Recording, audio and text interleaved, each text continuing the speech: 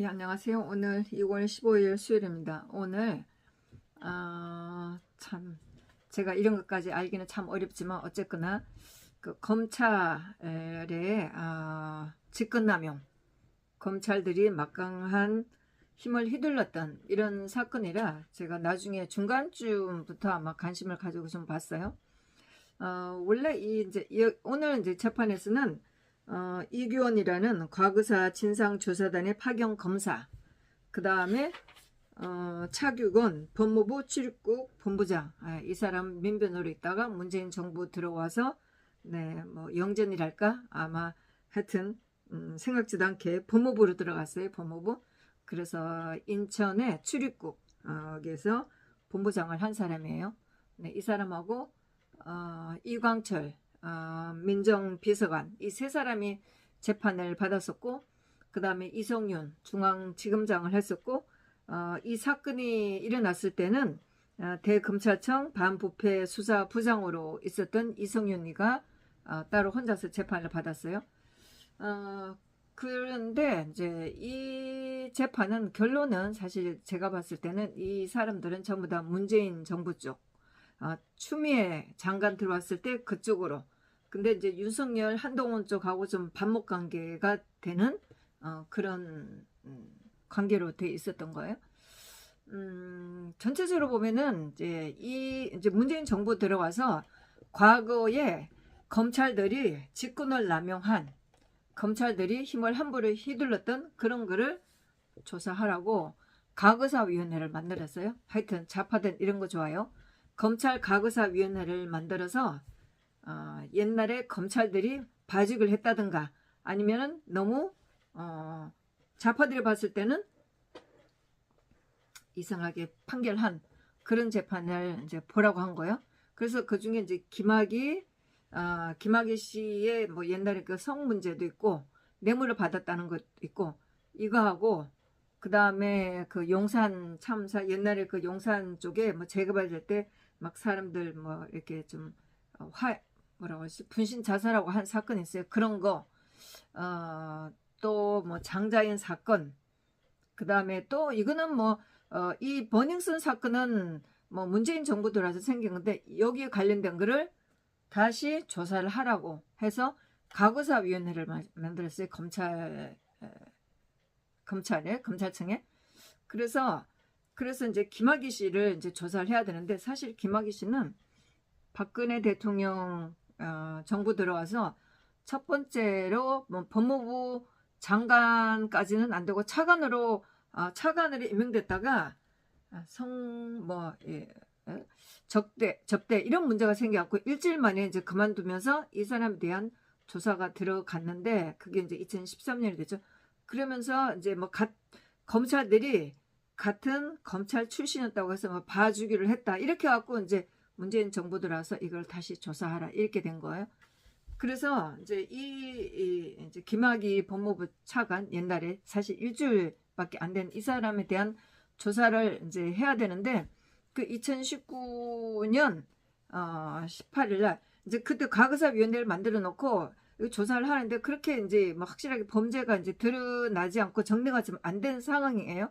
그 6개월인가 이랬는데 이제 그거 정리가 안 되고 범죄가 잘 안 드러났으니까 하여튼 뭐 거기 성문제라든가 뇌물이라든가 이게 뭐 검찰이 봐줬다고 하는 게 있었어요. 그러니까 문재인이 다시 조사를 하라고 그랬는데 2019년 3월 18일 날 문재인이가 조직의 명운을 걸고 이거를 철저하게 조사를 하라 이제 이렇게 했어요. 그러니까 밑에 이제 검찰 이 과거사위원회에서는 이 사건을 이제 해야 되는데 6개월에 그 시한은 다 돼가고 이렇게 해서 이제 연장을 해야 되고 그런 상황이었는데, 이제 김학의 씨가 2019년 3월 22일 날 밤에 방콕으로 출국을 하려다가 이제 공항에서 이게 걸리게 된 거예요. 그러니까 이제 차규건 법무부 출입국 과장은 이 사람에 대한 그런 이제 말들이 오가고 했으니까 이 사람에 대한 알람을 설정해 놓고 있었다는 거예요. 그러니까 이 사람이 이제 공항에서 빠져나가려 하니까 알람이 들어가고, 그러니까 이 사람 일단은 막았어요. 그러고 나서 이제 과거사 진상조사단에 있는 이규건 하고 연락을 하면서 이제 이 사람을 정식적으로 출국을 못하게 해야 되는 거니까. 그러니까 이규혁 언니가 이제 동부 지원에 이 가그사 조사단이 있었어요. 그래서 거기서 연락해서 뭐 사건 번호를 없는 걸 받아갖고 옛날에 김학의 씨 사건이 끝난 그 가짜 번호를 가지고 와서 일단 이 사람을 못 가게 하고 그다음 보고서 올릴 때는 가짜 번호를 만들어 갖고 이 사람을 출국을 금지한 서류를 만들고 이제 이런 이제 사건이 생겼고 그러면서 이제 차규근 씨는 자기가 사람을 못 나가게 막은 사건.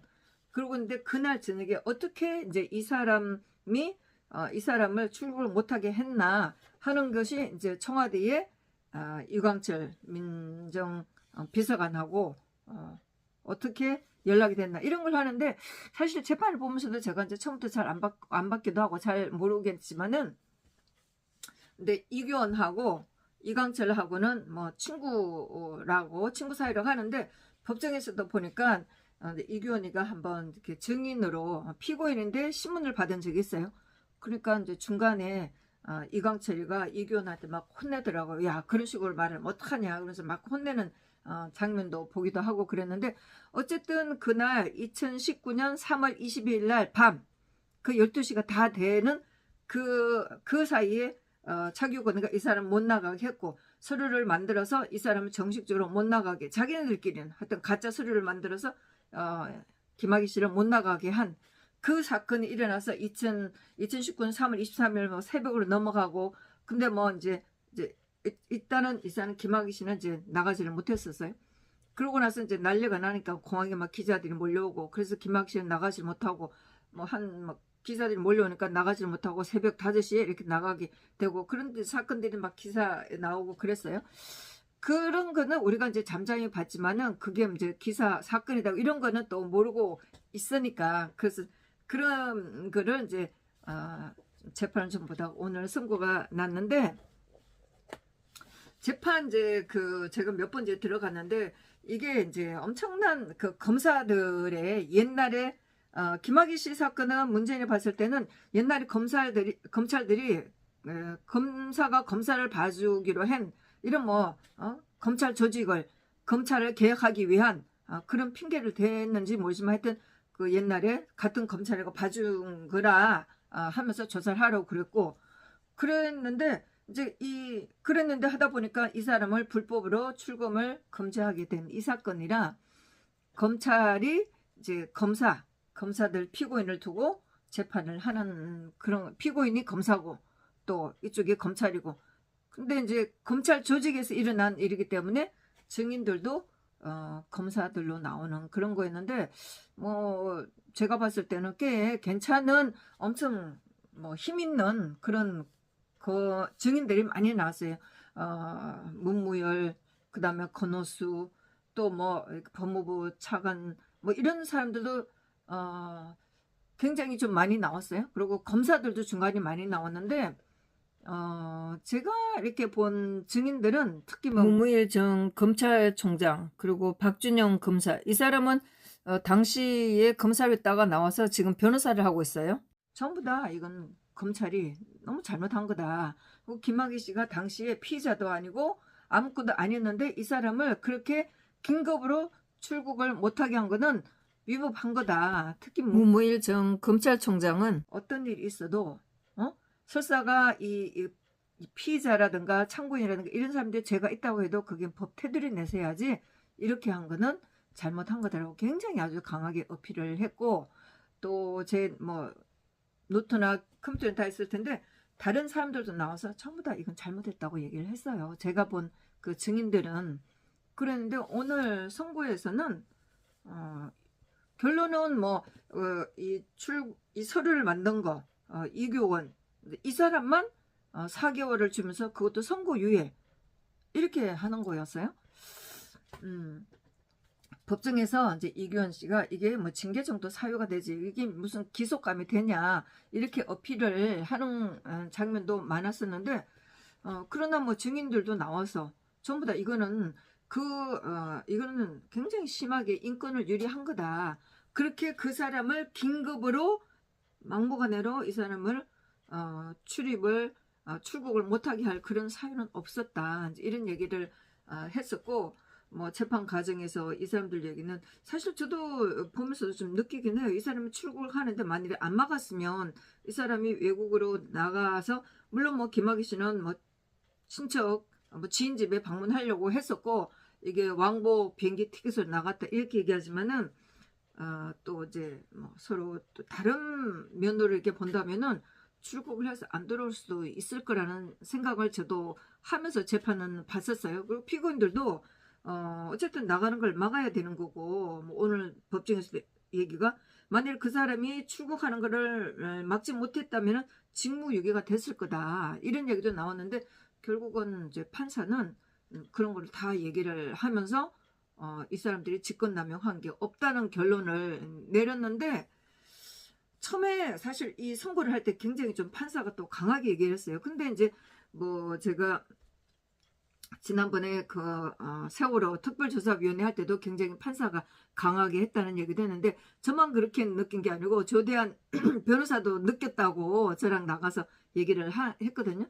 근데 오늘도 판사가 굉장히 강하게 얘기를 해서, 야, 오늘 형을 좀 받겠다 이렇게 긴장을 저는 좀 했어요. 근데 물론 저는 개인적으로는 이건 잘못한 거다, 이건 인권 유린한 거다 이렇게 받아야 된다 이렇게 생각하면서 쭉 들었는데, 막상 이제 이 재판 내용 뭐 그런 거를 해 나가는데 계속 얘기를 하면서 이거는 이제 제가 없다는 식으로 얘기를 하는 거예요. 판사가 쭉 얘기를 해보면은 그런 그 상황에서 그렇게 하지 않으면 안 됐다는 식으로 판사가 읽어 나가는 거예요.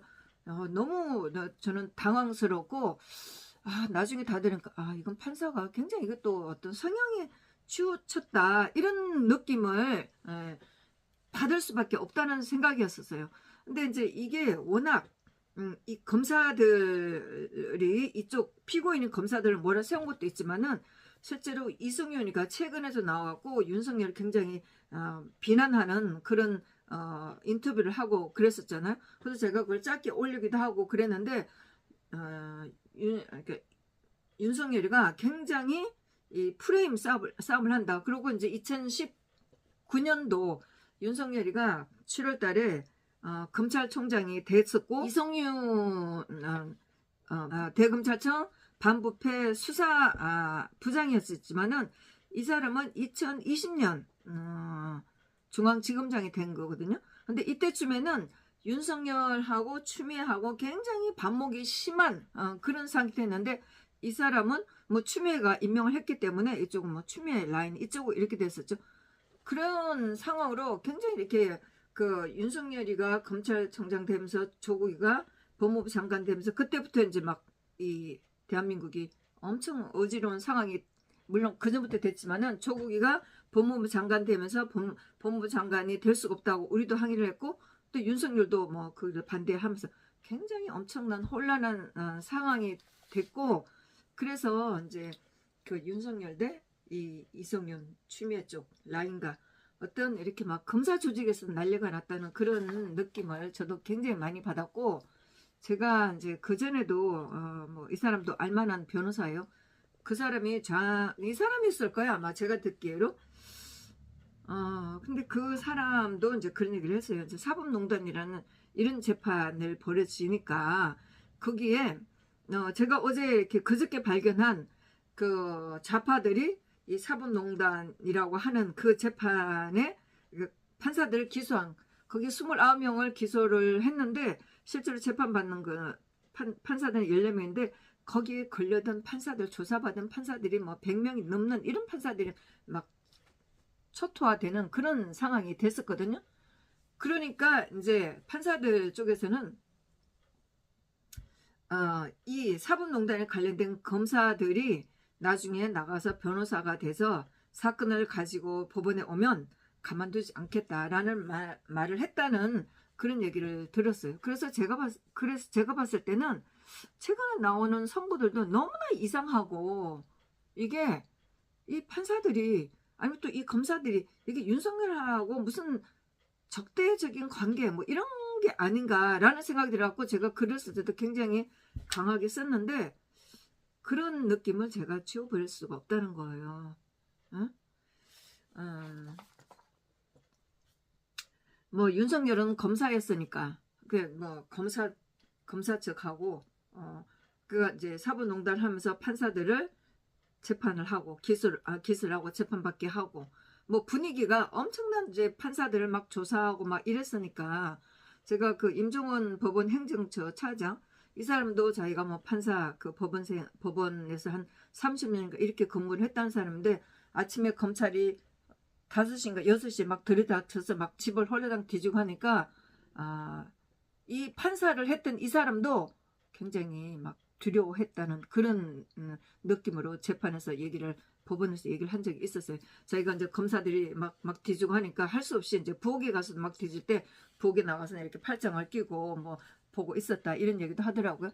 그러니까 뭐 사법농단을 하면서 막 그 옛날에 했던 그 재판들을 들쑤직거리고 판사들 전부 다 단죄하는 이런 거를 했던 그런 시절이 있었고 지금도 계속되고 있으니까 그래서 판사들이 검사들 그것도 윤석열이 있을 때 다 그 사법농단 이런 거 다 기소되고 했으니까 그런 느낌을 저는 너무나 강하게 받았다는 거고 정말 이 나라의 법치가 무너졌다는 그런 거를 오늘도 제가 굉장히 많이 느꼈어요. 그래서 윤석열이가 지금 저러고 있으니까 이 혼란과 이 정말 제가 봐도 받아들일 수 없는 이런 재판들을 우리가 언제까지 이렇게 보고 있을 건가. 결국은 거기에 재판을 받고 있는 우리 같은 뭐 피해자 이런 사람들만 이제 생길 것 같은데 뭐 일반인들이야 재판에 갈 일도 없겠지만은 결국은 뭐 각상도 사건 같은 걸 보면서 우리가 굉장히 분노를 하잖아요. 또 뭐 일반 국민들로 봤을 때는 변호사만 잘 써서 이건 법이 아니라 어떤 진영대 아니면 힘 있는 뭐 판사들하고 연결되는 이런 게 옛날보다 더더욱 이렇게 많이 불거져 있다는 이런 느낌을 저는 굉장히 강하게 받으면서 정말 진짜 법치가 무너졌구나 이런 생각을 하면서 오늘 재판을 봤는데 뭐 이성윤이가 뭐 지난번에 방송에 나와서 인터뷰를 하면서 오늘도 그랬지만 윤석열이가 이런 프로그램을 씌워놓고 우리를 재판한 거다 이렇게 얘기를 했어요. 그래서 이제 윤석열이가 너무 이상하다고 하면서 그러길래 오늘 인터뷰 이제 기자들하고 인터뷰를 할 때 사실 저도 망설였어요. 제가 조금 뭐 오버했다는 느낌도 들지만은 뭐 자기도 이제 윤석열한테 당하고 있다고 생각을 하니까 저는 뭐 일부러 얘기를 했죠. 최순실 석방할 얘기도 좀 해주세요. 물론 뭐 이 사람 인터뷰를 할 때 윤석열이 하는 식으로 이런 식이면은 자기가 그렇게 잡아놓고 단죄를 했던 그런 사람들을 12월 27일 날 뭐 과거에 잘못된 거다라고 하면서 풀어준 게 너무 이상하다고 얘기를 하니까 물론 뭐 그 말에 대해서 저는 그렇게 전적으로 동의를 하지 않지만은 뭐 윤석열이 한 그 너무 엉망진창인 것에 대해서 이성윤이가 말한 거는 저는 동의를 해요. 그래서 오늘 제가 이성윤 뭐 반부패 부장 뭐 중앙지검장까지 하고 지금은 유배가 됐어요. 작년 6월 달에 윤석열이가 대통령이 되면서 한동훈 법무장관 되면서 전부 다 이제 난리가 났어요. 그 당시에 이제 추미애 쪽에 섰고 문재인 쪽에 선 사람들은 전부 다 막 지방으로 흩어지고 이성윤이도 사법연수원에 가고 유배 생활을 지금 하고 있어요. 네, 근데 참 제가 이상하게 생각하는 건 이 사람은 사표를 안 내고 있어요. 뭐 그 당시에 문제됐던 추미애 라인을 썼던 사람들은 제가 보니까 작년에 사표를 많이 냈던 사표를 낸 사람들이 많은데 이성윤 씨는 아직까지는 사표를 안 내고 버티고 있더라고요. 모르죠. 뭐 윤석열이가 끝나고 5년 후에 세상이 어떻게 될지를 모르죠. 뭐 그 추미애가 들어서면서 윤석열하고 같이 일했던 한동훈, 강백신, 고영곤 뭐 전부 다 뭐 그 또 김영철 이런 것도 전부 다 막 지방으로 보내지고 난리가 나고 초토화됐고 특히 한동훈은 지방으로 뺑뺑이 돌렸는데도 끝까지 사표를 안 내고 있는 거 보면서 저도 버티고 있는 거는 좋다는 생각이 드는데 지금 무슨 저게 오길까 이런 생각했거든요. 뭐 윤석열하고 무슨 얘기를 주고 받았는지 모르지만은 결국은 대통령 되고 나니까 뭐 장관이다 뭐다 다 지금 감사원장이라든가 뭐 중앙지검장이라든가 뭐 검찰청장을 다 차지한 이런 상황이 됐으니까 윤석열이가 첨정이한테 문항한테 아니면 그 뭐지 그 뭐라 그러지? 도사한테 물어보고 도사가 참고 기다리면 기인이 될 거다. 라고 알려줘서 윤석열이가 한동훈한테 그 밑에 있는 같이 했던 그 특검들한테 전부 다 알려주고 견디라고 했는지 모르지만은 윤석열하고 같이 일했던 사람들이 추미애하고 막 난리치고 그럴 때 그만둔 사람이 없어요. 결국은 다 요직에 다 차지하고 지금 뭐 윤석열을 떠받치고 있는 그런 세력이 되어 있으니까 예, 그렇거든요. 그러니까 이성윤 씨도 아직 그 한직에 사법연수원에 가 있으면서도 사표를 안 내고 있는 상황인데 이제 나와서 인터뷰를 하면서 윤석열에 대해서 이제 얘기를 하기 시작하더라고요. 그래서 오늘 인터뷰하고 가는 데다가 옛날처럼 그렇게 막 힘을 주고 악을 쓰고 하진 않았지만은 최수원 씨 석방하라는 말도 좀 해주세요. 그랬죠. 옛날처럼 막 기를 확 받아갖고 그렇게 되진 않아요. 뭐 큰 이슈도 안 되고 저도 막 씩씩대지도 않고 그래서 그렇게 얘기는 하고 끝났습니다. 근데 시간이 같은 2시라 뭐 정강원, 뭐 김경채 그 2020년 8월 15일 집행건으로는 제가 갈 수는 없었고 허준승이 엉뚱한데 저랑 같이 기다리다가 그쪽 재판 끝나고 나가는 걸 모르고 좀 허탕을 치기는 했었습니다. 하여튼 재판들이 갈수록 너무 이상한 건데 이런 정치적인 재판들은 뭐 이제 이거고 그런데 아직도 참 오늘의 판사가 김옥곤이라는 판사인데 이 사람이 강신명 경찰청장을 비롯해서 그 다수의 경찰청의 정보 라인에서 일했던 사람 또 청와대에서 일했던 사람 그 8명에 대해서 지난번에 형을 11월 달인 건지 형을 때렸는데 굉장히 악질로 때렸어요. 그리고 제가 그때도 이제 걔가 어떻게 하나 내가 두고 보겠다고 제가 메모를 해놨거든요. 그래서 그 너무 악질로 때려갖고 이 사람이 이쪽 사람들 그 다음에 차규건, 이규원, 이광철 어떻게 하나 이제 두고 보겠다고 했더니 제가 보기에는 너무 성향적인 판단을 했다는 느낌이에요. 그게 강신명 경찰청장이 2020년도에 총선 때 들리는 말에 소문이겠지만은 지금 봐도 소문이겠지만은 박근혜 대통령이 이 사람을 민다. 이 사람이 선거에 나갔으면 좋겠다. 이런 헛소문이 있었어요. 근데 이제 이분이 아마 그 박근혜 대통령 당시에 경찰청장이 된 사람이거든요. 이 사람, 그 다음에 이철성 경찰청장. 이 사람은 경찰차장인가 있다가 나중에 경찰청장이 됐어요. 문재인 정부에서도 청장으로 일을 했던 사람이에요. 저는 조금 캐치 마크를 가지고 있는 사람이에요. 네. 그리고 김상훈 전 경찰청 정보국장. 청와대에서 지시가 내려오면 그걸 가지고 세평을 수집하는데 선거 때면은 선거에 대한 세평이 많고 해서 그걸 청와대에 올렸는데 그거를 정치 개입했다고 전부 다 형을 굉장히 악질로 때렸어요. 근데 이제 강신명 경찰청장은 징역형이고 법정 구속형인데 방어를 하라고 항소심에 가서 방어를 하라고 법정 구속을 안 시킨 거예요. 그러면 백기호 정보경찰, 그다음 정경찰국 정보국 심의관, 그다음 현기현 정무수석, 그다음 이 사람은 집권 나면 권력사 방해. 딴 사람들은 전부 다 정치 개입했다고 하는데 현기현 수석은 집권 나면 권력사 방해로 했다는 거예요. 그래서 청와대에서 현기현 수석이 정보를 경찰청에 내려주면 경찰청에서 그걸 가지고 정보 수집을 했다고 이렇게 이제 한 재판이었어요. 그다음에 박하진 정무수석실 치안비서관. 그러니까 현기현 수석이 박하진 씨한테 지시를 하면 이분이 이제 경찰청에다 연락을 하고 그래서 세평을 수집하고 그러니까 이제 이 경찰청에서는 일상적인 업무였었다. 계속 우리는 그런 일을 해왔다. 이렇게 주장을 했지만 그거 안 받아들이고 정치 개입했다. 그 보고서를 청와대에 줬다. 이렇게 판단을 하고서 악질로 때렸어요. 그 다음에 정창배 정보경찰 전 청와대 치안비서관실 선임행정관, 그 다음에 이재성 정무비서관실 선임행정관 전부 다 경찰청 직원으로서 청와대에서 근무했던 사람. 그 다음에 현기현 수석 너무 냄새가 나잖아요. 응? 그러니까 제가 어떻게 저는 제가 저의 성향도 있고 너무 이렇게 차이가 나는 거니까 저는 이렇게밖에 말할 수가 없는데 과연 이제 또 그런 면에서는 이 사람이 윤석열하고 적대적인 관계에 이런 것도 있지 않나 이런 이제 생각을 저는 하는 거예요. 예. 그래서 이런 거를 했는데 이분들의 강신명 씨 등 이 사람들은 항소심이 다음 주 21일 날 있어요.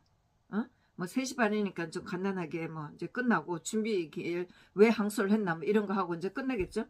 네, 이런 상황이었기 때문에 뭐 일부 뭐 기사에 난 거하고 제가 느끼는 저는 뭐 일반인을 가서 보고 재판을 보고 느낀 것까지 제가 말하기 때문에 뭐 다를 수 있고 또 굉장히 주관적인 저의 생각이겠지만은 뭐 하여튼 제가 쭉 재판을 보면서 느낀 거는 그렇다는 거죠. 제가 뭐 틀릴 수도 있겠죠. 예, 그러는데 이제 항소심에 가서 하여튼 저는 오늘 재판은 너무 이상하다 본 거예요. 문무일 검찰총장이라든가 아니면 수많은 그 검사들이 나와서 이거는 굉장히 혹독한 인권 유린이다. 이렇게 하면 안 되는 거였다. 그렇게 긴급으로 할 필요가 없었다. 이렇게 얘기를 하고 물론 뭐 그 안에 이 검찰들이 수사를 잘못한 거죠. 그 진작에 이 사람을 자기네가 기관이 가그사 진상조사위원회가 있으면 그 한도 내에서 빨리 조사를 뭔가 했을 텐데 제대로 못했다는 거 아니에요. 기관이 다 와가니까 우왕좌왕하고 있다가 이 사람 외국 나가는 거 같다가 공항에서 그런 식으로 불법으로 서류를 만들어 갖고 출국을 못하게 한 거.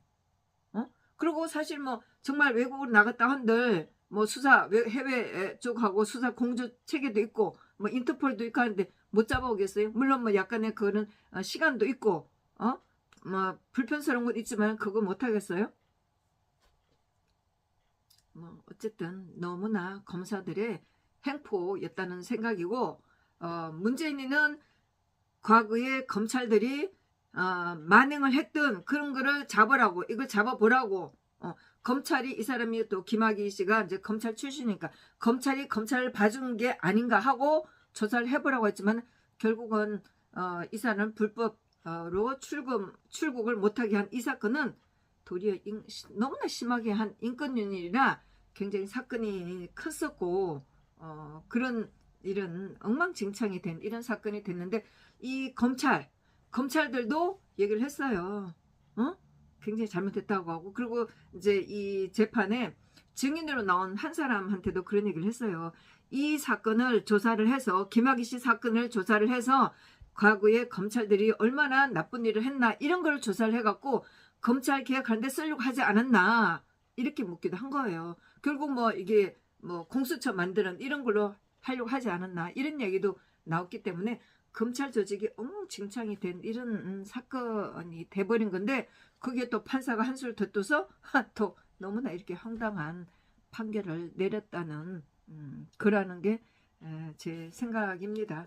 하여튼 뭐 제가 봤을 때는 법치가 너무나 이상하다는 생각이고 뭐 박 대통령 탄핵 이후로 모든 재판들이 이렇게 뭐 그런 그 논란의 중심에 있던 사람이 대통령이 되니까 실제로 이제 법원에서 너무나 이상한 재판들이 일어나고 있는 이런 거를 봤는데 이렇게 말할 수 있는 사람은 저밖에 없겠죠. 물론 뭐 제가 틀릴 수도 있겠지만은 어쨌거나 제가 봤을 땐 너무 이상한 거고 이제 항소심에 가서 뭐라고 하는지 모르겠어요. 전부 다 뭐 좌파 세상이라 이 건에 대해서 제가 많이 기사는 검색 안 해봤지만은 별로 이렇게 이상하다고 얘기하는 그런 기사들은 좀 없는 것 같습니다. 일단 항소심에 가서 어떻게 될지 좀 봐야 되겠죠. 네, 하여튼 제가 뭐 틀릴 수도 있고 종잡을 수도 없는 얘기지만은 제가 봤을 때는 하여튼 그런 너무나 엉망이 된 그런 재판이라고 생각하면서 봤습니다. 네, 감사합니다.